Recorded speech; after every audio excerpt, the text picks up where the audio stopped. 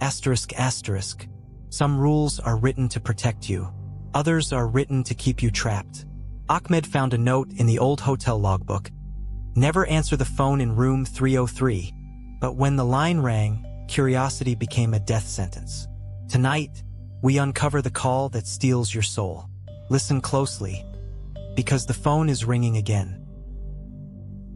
Ahmed sat behind the polished mahogany desk, the only source of light in the vast, shadowy lobby of the Grand Heritage Hotel.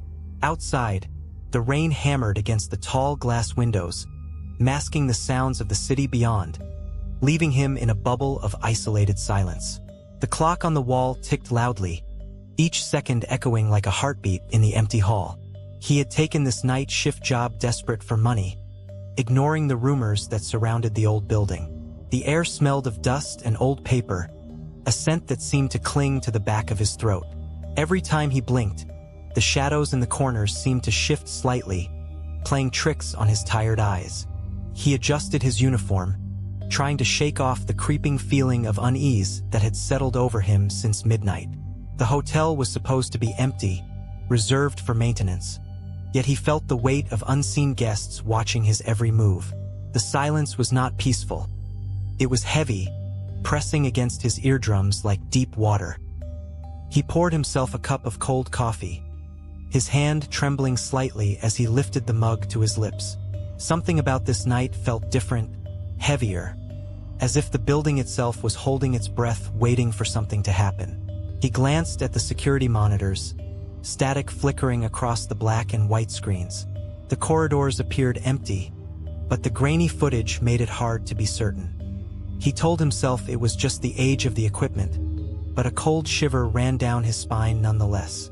The isolation was complete, cutting him off from the living world outside.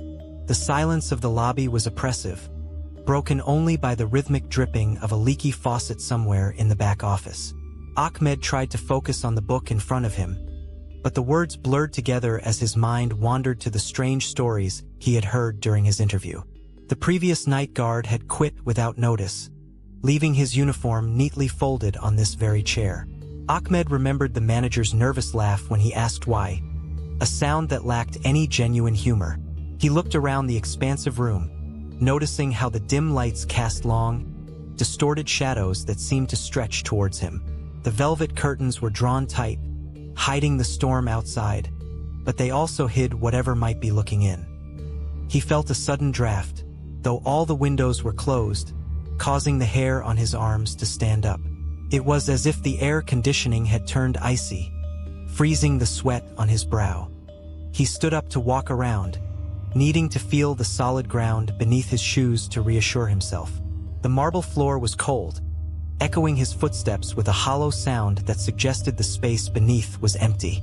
Every step he took felt like an intrusion into a space that belonged to someone else, something else. The feeling of being watched intensified, making the back of his neck burn with anticipation. He whispered a prayer to himself, hoping that the morning would come quickly to end this shift. The darkness seemed to press closer against the glass, waiting for him to lower his guard completely. Seeking distraction, Ahmed opened the old leather logbook that lay on the desk, its pages yellowed with age and use. He flipped through the entries, reading the mundane notes about deliveries and maintenance requests from weeks past. Most of the handwriting was neat and professional, but as he turned closer to the current date, the script became erratic and hurried.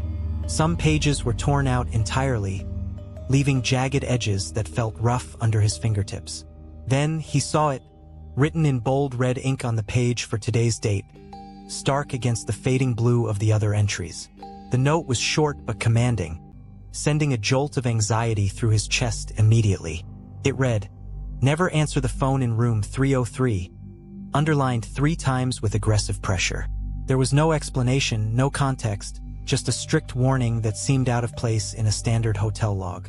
He read it again, wondering if it was a prank left by a previous employee to scare the new guy.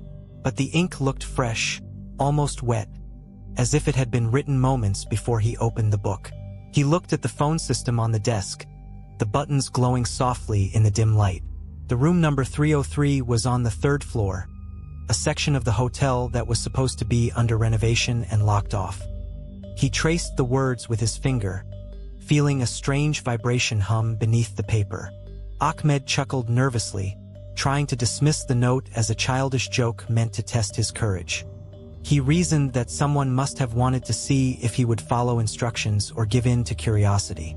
After all, ghosts and haunted rooms were stories told to frighten children, not realities for grown men working a minimum wage job. He closed the book firmly, deciding to ignore the warning and focus on his security rounds instead. However, the words lingered in his mind, repeating themselves like a broken record every time he tried to look away.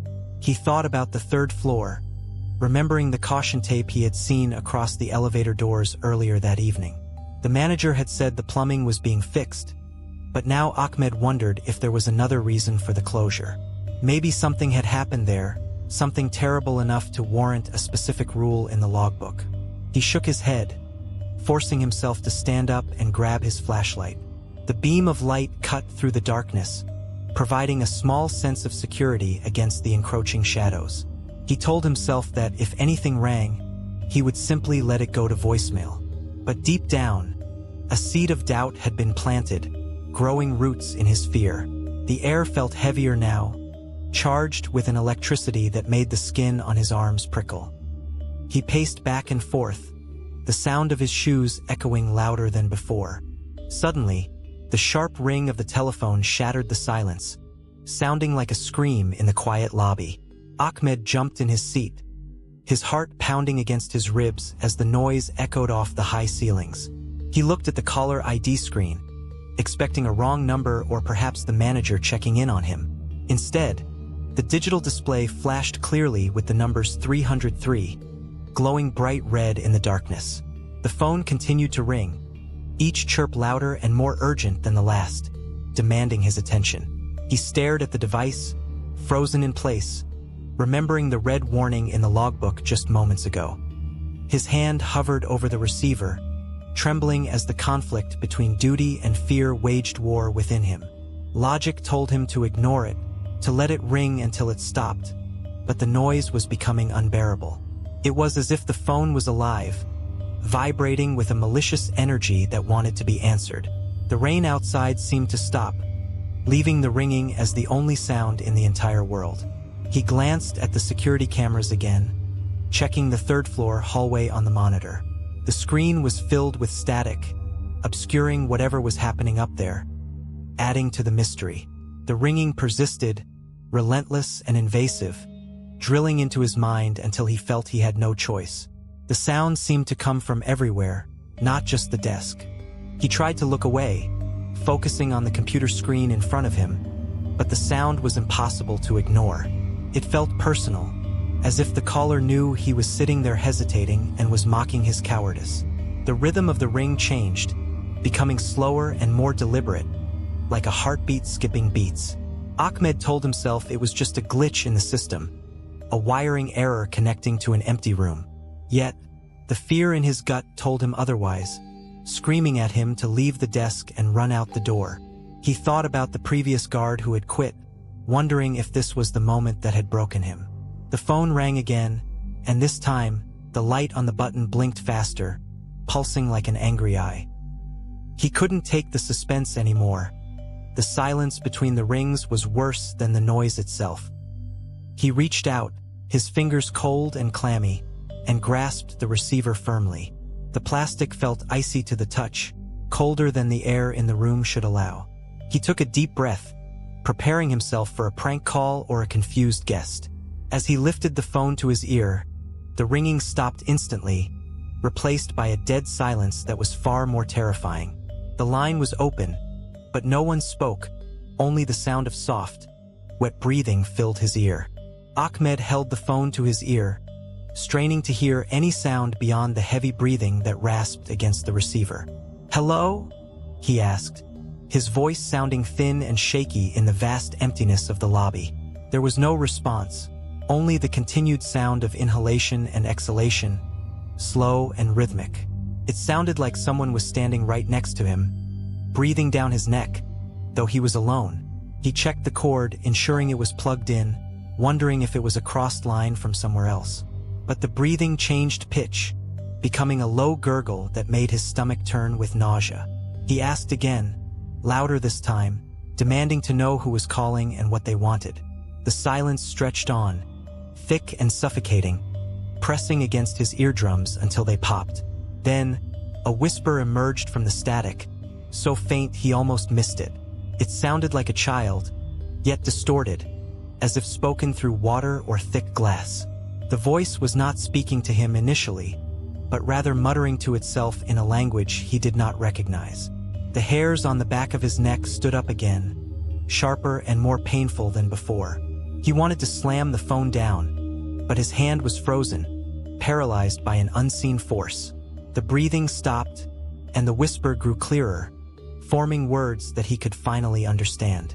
The voice on the other end shifted, losing the childlike quality and becoming deep and gravelly, like stones grinding together. It spoke directly into his ear, bypassing the phone receiver as if it were inside his head. Ahmed felt a cold breeze sweep through the lobby, though the doors remained locked and the windows shut tight. The voice repeated a single phrase, over and over, gaining volume with each repetition. It was mocking him, laughing softly between the words, enjoying his terror. He tried to pull the phone away, but his hand refused to obey his brain's commands. The voice sounded familiar, reminiscent of the previous night guard who had vanished without a trace. It described the room 303 in vivid detail, talking about the blood on the walls and the cold floor. Ahmed's breath hitched in his throat, realizing that the voice knew things no outsider should know. The static on the line grew louder, drowning out the background noise of the hotel. He could hear scratching sounds now, like fingernails dragging against the wooden phone casing. The voice became aggressive, shouting now, demanding to be let out of the room. Ahmed felt a presence materialize behind him, the temperature dropping sharply around his shoulders. He was no longer alone in the lobby, and the entity on the phone was not the only thing watching him. Suddenly, the voice clarified, enunciating each word with chilling precision that froze the blood in his veins. "I told you not to answer," it whispered, the tone shifting from anger to a sinister satisfaction. Ahmed dropped the receiver, letting it dangle by the cord, swinging back and forth like a pendulum. The voice did not stop when the phone was dropped. It continued to speak from the dangling receiver on the desk. He scrambled backward, pushing his chair away, knocking it over with a loud crash in the silence. The lights in the lobby flickered violently, plunging the room into darkness for seconds at a time. In the flashes of light, he thought he saw a figure standing near the elevator, tall and shadowy. The voice on the phone laughed, a sound that echoed not just from the device, but from the corners of the room. Ahmed realized the warning was not about protecting the guest in the room, but protecting himself from what was inside. The entity had used the phone call as a bridge to cross over into his reality. He felt a cold hand brush against his cheek, though nothing was there when he swatted at the air. The fear was total, consuming his ability to think or reason logically about the situation. He knew he had made a terrible mistake, breaking a rule that existed for a very specific reason. The line went dead finally, but the silence that followed was alive with presence. The lobby returned to silence, but it was different now, charged with a malevolent energy that made the air thick. Ahmed stood trembling behind the desk, afraid to move or turn around to face the rest of the room. The phone lay on the floor, the cord twisted as if something had stepped on it during the chaos. He waited for the lights to stabilize, but they continued to buzz and flicker above his head. The security monitors all turned to static simultaneously, white noise filling the room where the images used to be. He knew he should call the police or the manager, but the phone line was dead, and his mobile had no signal. The temperature continued to drop, his breath visible in the air like fog in winter. He heard footsteps approaching from the hallway behind the desk, slow and deliberate on the marble floor. They were not human footsteps. They sounded heavy, like wet meat slapping against the stone.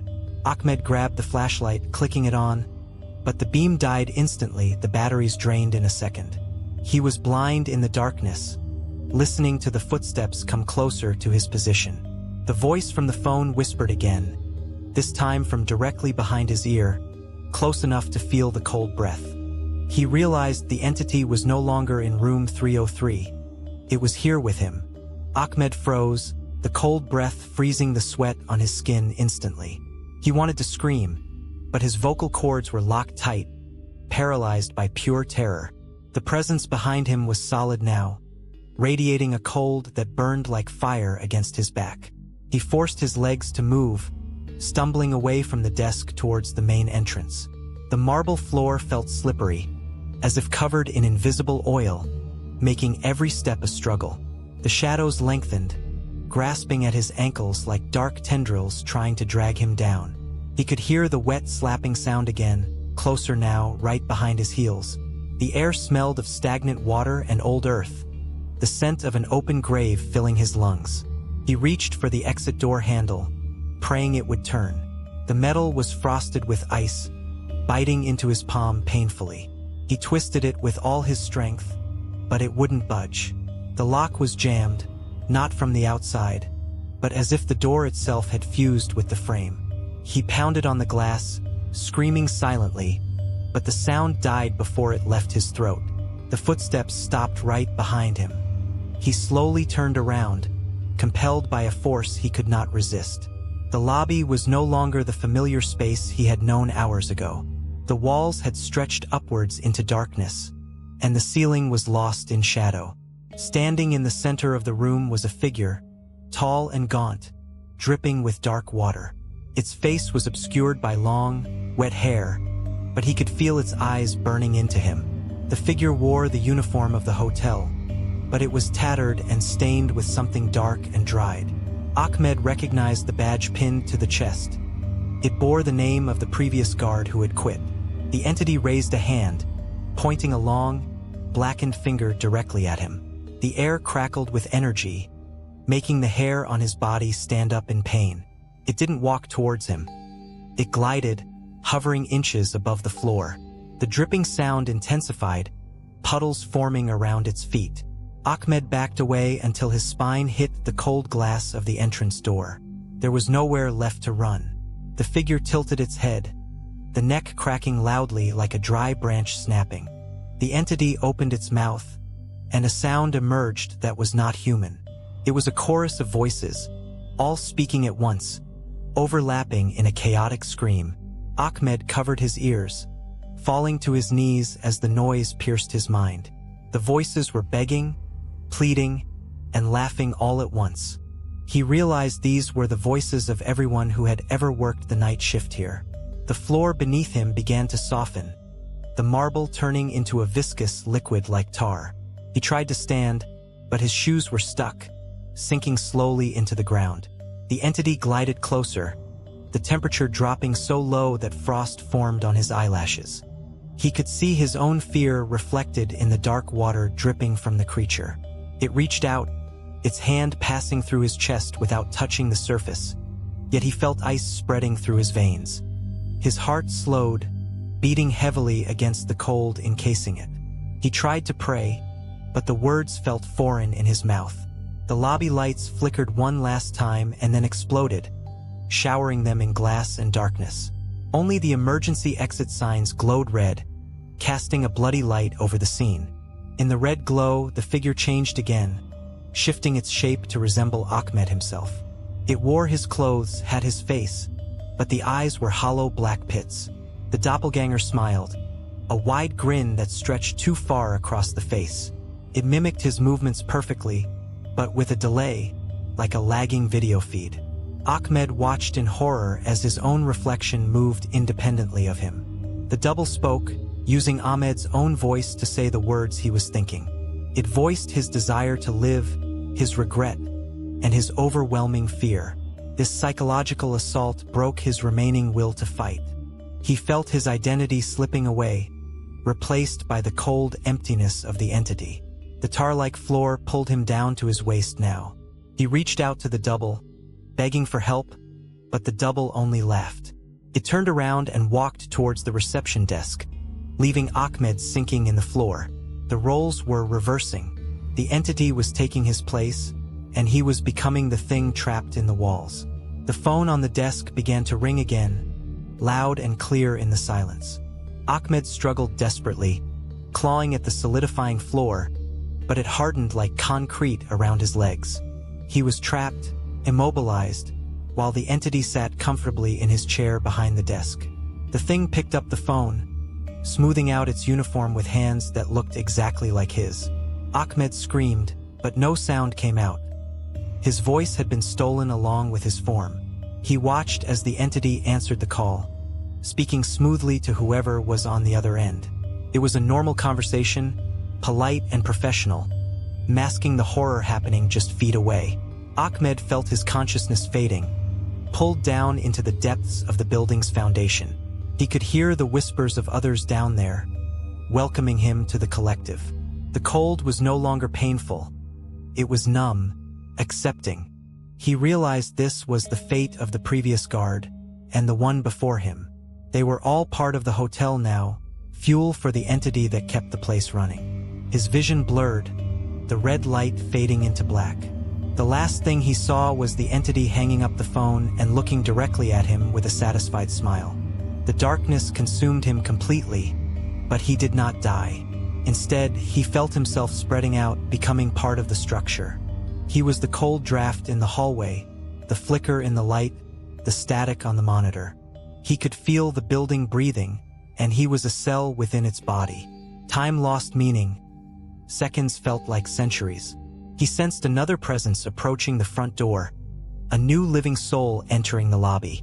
It was morning, the shift was changing. He tried to warn the new person, to scream through the walls, but he could only whisper through the phone lines. He was bound by the same rules that trapped him. He felt the entity that took his place stand up and walk towards the back office, disappearing into the shadows of room 303's influence. Ahmed was now the warning. He was the voice on the line. He felt a surge of malicious joy as he realized he could now scare the next one. The cycle demanded fuel, and fear was the only currency accepted here. He waited in the wires, coiling like a snake, ready for the next mistake. The sun began to rise outside, casting natural light through the glass doors, illuminating the dust motes dancing in the air. The lobby looked pristine, as if the night's terror had never happened. The floor was solid marble again, dry and clean. The phone sat quietly on the desk, no longer ringing. The entity that wore Ahmed's face was gone, vanished into the depths of the hotel. Only the logbook remained open on the desk, the pen resting on the page. A new employee pushed open the front door, whistling a cheerful tune, unaware of the history soaked into the walls. He walked to the desk, placing his coffee down with a clink. He noticed the logbook open and leaned in to read the last entry. The handwriting was familiar, yet slightly off, like someone trying to mimic another's script. He read the warning about room 303, chuckling softly at the superstition. He shook his head, closing the book with a dismissive snap. The building settled around him, waiting patiently for him to settle in. The shadows in the corners seemed to lean in closer, hungry and attentive. The new clerk sat down, adjusting the chair, feeling the warmth left by the previous occupant. He turned on the computer, the screens flickering to life without issue. Everything seemed normal, too normal for a building this old. He picked up the phone to test the line, dialing a random number to check the connection. The line connected instantly, clear as a bell. He spoke into the receiver, confirming the dial tone was strong. He didn't notice the temperature dropping slightly around his ankles. He didn't see the reflection in the dark computer screen showing a figure standing behind him. The figure was tall, wet, and wearing a security uniform that looked decades old. The clerk laughed into the phone, making a joke about the quiet night ahead. The voice on the other end of the line changed, shifting from a dial tone to a soft whisper. It was Ahmed's voice, distorted and sad. The clerk paused, frowning, asking who was speaking. The silence returned, heavy and expectant. The figure behind him raised a hand, hovering over the clerk's shoulder. The phone slipped from the clerk's hand, dangling by the cord as he froze in terror. The whisper grew louder, filling the lobby without the need for the receiver. It told him the same words, the rule that sealed his fate. The lights began to buzz, the rhythm matching the heartbeat of the terrified man. The doors locked themselves with a loud click, echoing through the empty hall. The clerk stood up, knocking his chair over, trying to run to the exit. But the lobby stretched out, the door moving further away with every step he took. The figure behind him grabbed his shoulder, the grip like iron and ice. The clerk screamed, finally finding his voice, but the sound was absorbed by the thick carpet and heavy curtains. The building groaned, the wood and stone shifting to seal him in. He was part of the hotel now, just like Ahmed, just like the others. The phone continued to ring on the floor, unanswered, the sound echoing into eternity. The shadows closed in, swallowing the light completely. Morning came again, bright and indifferent to the night's events. The cleaning staff entered through the side door, finding the lobby empty and quiet. The chair was overturned behind the desk, and the phone lay on the floor, disconnected. There was no sign of the night clerk, no note, no struggle visible to the naked eye. The manager arrived shortly after, sighing at the mess, assuming the employee had quit without notice like the others. He picked up the phone and placed it back on the hook, resetting the system for the next shift. He opened the logbook to write a note about the missing employee, but the page was already filled. The warning about room 303 was written again, in fresh red ink. The manager frowned, closing the book quickly, feeling a sudden chill in the warm morning air. He decided not to hire anyone for the night shift anymore, leaving the hotel dark and empty. But the phone rang anyway, in the empty lobby, echoing through the halls. The hotel needed a clerk, and it would wait until someone answered. The cycle continued, endless and hungry, in the Grand Heritage Hotel.